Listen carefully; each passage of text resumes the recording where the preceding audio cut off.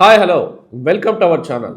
This is Balakrishna. ఇటీవల మనం money transactions చూస్తే అంతా కూడా డిజిటల్ ట్రాన్సాక్షన్స్ ఎక్కువైపోయినాయి. PhonePe, Google pay, Amazon pay ఇలా రకరకాలుగా వచ్చేసాయి. ఈ క్రమంలో ఏంటంటే ఎక్కడైనా దేవాలయాలు సందర్శించినప్పుడు భక్తులు తమ కానుకలను ఈ హుండీలో వేయడం అనేది జరుగుతోంది. ఏషియాలోనే అతిపెద్ద జాతర అయినటువంటి మేడారం సమ్మక్క సారక్క జాతరలో కూడా ఈ హుండీని ఏర్పాటు చేస్తుంది. గతంలో ఏర్పాటు చేసినప్పటికీ పెద్దగా ప్రచారం నోచుకోలేదు అది. సో కాకపోతే ఇప్పుడు భక్తులందరూ కూడా కానుకలు వేయడం కోసం ఈ క్యూఆర్ కోడ్ స్టాండ్స్ ఏర్పాటు చేస్తున్నారు పలుచోట్ల మేడారం జాతర జరిగే ప్రాంతంలో. సో వాటిని స్కాన్ చేసి భక్తులు ఎంత కావాలనుకుంటే అంత హుండీలో స్వామివారికి డైరెక్ట్ గా చేరుతాయి. స్వామివారి హుండీకి వెళ్తాయి. ఈ క్యూఆర్ కోడ్ స్కాన్ చేసి వాళ్ళ కానుకల్ని డొనేట్ చేయొచ్చు అనమాట. సో దీన్ని ట్యాంపర్ కాకుండా కూడా అక్కడ అధికారులు గట్టి చర్యలు చేపడుతున్నారు. గతంలో చాలా చోట్ల మనం చూస్తే వేరే ప్రైవేట్ వ్యక్తులు వాళ్ళ క్యూఆర్ కోడ్ తీసుకొచ్చి అక్కడ అతుకు పెట్టేసి దానికి పేస్ట్ చేస్తే వీళ్ళ అకౌంట్లోకి వెళ్ళిపోతాయి. అలా కాకుండా పకడ్బందీ చర్యలు చేపడుతున్నారు.